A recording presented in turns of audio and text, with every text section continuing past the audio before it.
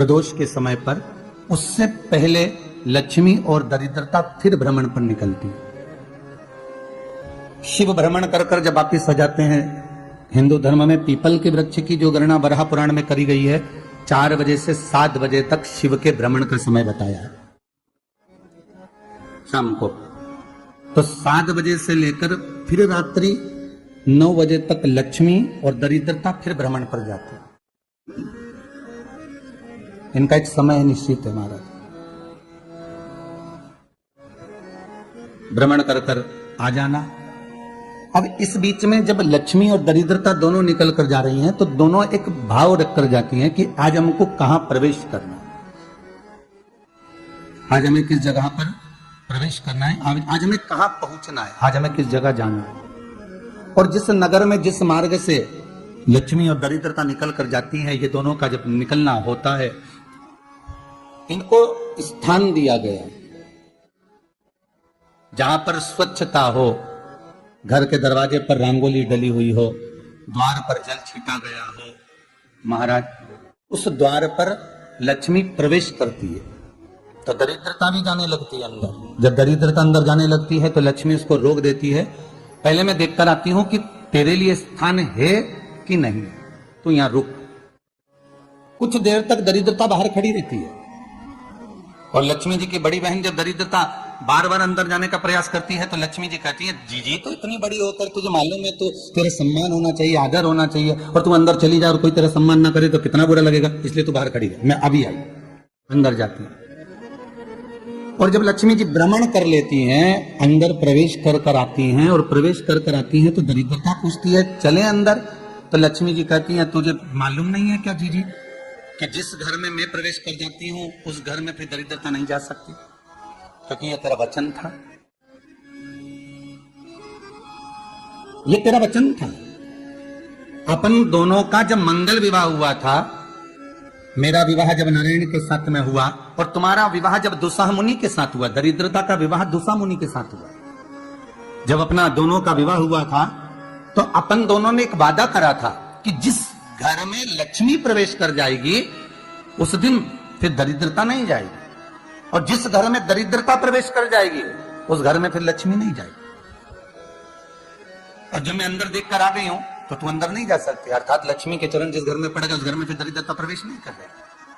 चलते चलते फिर दरिद्रता ने देखा और लक्ष्मी जी इसको लेकर गई, और लक्ष्मी जी ने देखा कि इसके दरवाजे पर जल नहीं छीटा गया, इसके दरवाजे पर ना रंगोली डली है, इसका द्वार साफ नहीं हुआ है,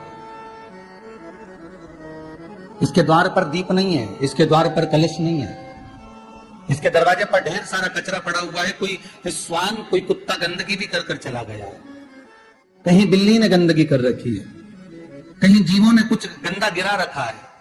तो फिर लक्ष्मी जी कहती है, जी जी अब मैं होकर आ गई थी ना, अब तू जा, तू होकर आ। और दरिद्रता प्रवेश करती है तो अंदर जाकर क्या देखती है दरिद्रता कि इतनी सवेरे से मैं घूमने इनके दरवाजे पर आई और ये तो सब चादर तान के चकाचक गुर्राटा भर भर कर सो रहे हैं। तो दरिद्रता कह देती है, तुम्हारा भाग्य ही बेकार है, तो मैं क्या करूं, तुम ऐसे ही सोते रहो। और दरिद्रता गुस्से में बाहर निकल कर आती है, लक्ष्मी से कहती है, लक्ष्मी तो इसके घर में जाना ही मत है। तो दरिद्रता को कहती है, जीजी तेरी बात नहीं मानूंगी क्या मैं?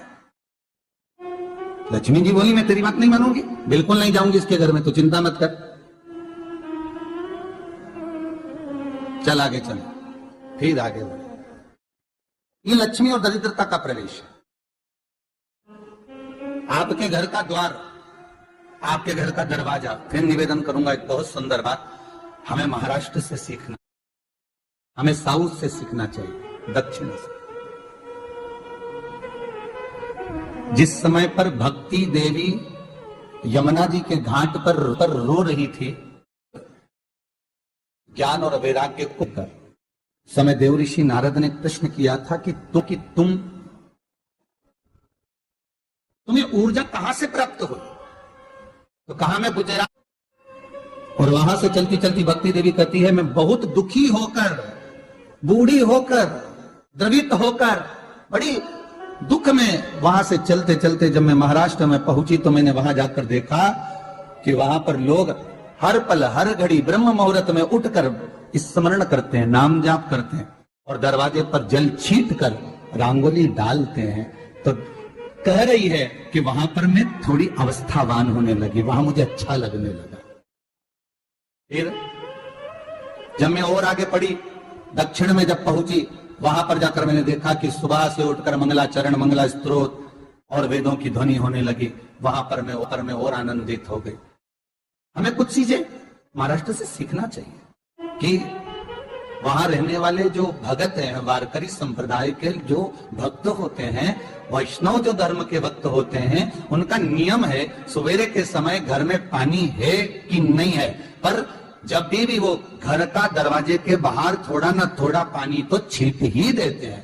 और छींटने के बाद फिर वहां पर, अपने यहाँ तो दिवाली पर रंगोली बनती है जी, और वहां पर रोज की रंगोली बन जाती है कि कभी हो सकता है परमात्मा राह भूल कर हमारे घर में प्रवेश कर जाए, इसलिए वहां प्रतिदिन की रंगोली,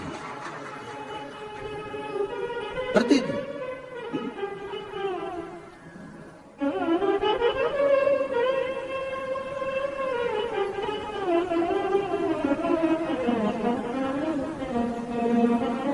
हमें सीखना चाहिए थोड़ा सा।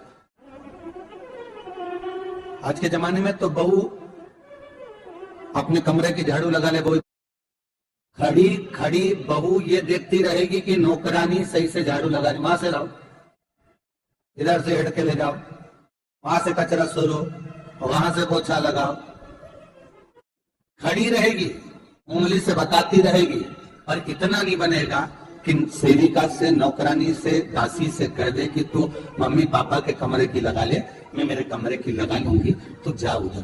थोड़ा दया का भाव अगर होता तो उसके मन में भी आता कि मेरी बड़ी सेठानी तो अपनी जगह पर है, पर छोटी तो सेठानी की भी बड़ी सेठानी है जो मुझ पर करुणा करती रहती है। पर बड़ी तो कहे कि बेटा रहने दे, तू उधर ले जा, भाभी के कमरे में देख ले जा, भाभी के कमरे में देख ले जा। उसके बच्चों का बड़ा फैला रहता ना, तो उधर देख ले जा, तो जरा उधर, मां उधर भेज रही है। थोड़ा सेवा का भाव हमारे भीतर। और एक निवेदन तो हमेशा करा है और आज भी करता हूं, पूरे घर की सफाई करवाओ, पूरे घर में तुम पोछा झाड़ू जो चाहे करवाओ, मना नहीं है। पर एक निवेदन है, रसोई घर के अंदर बहू और बेटी ही जाकर भोजन बनाए तो अन्नपूर्णा सदा कृपा करती है।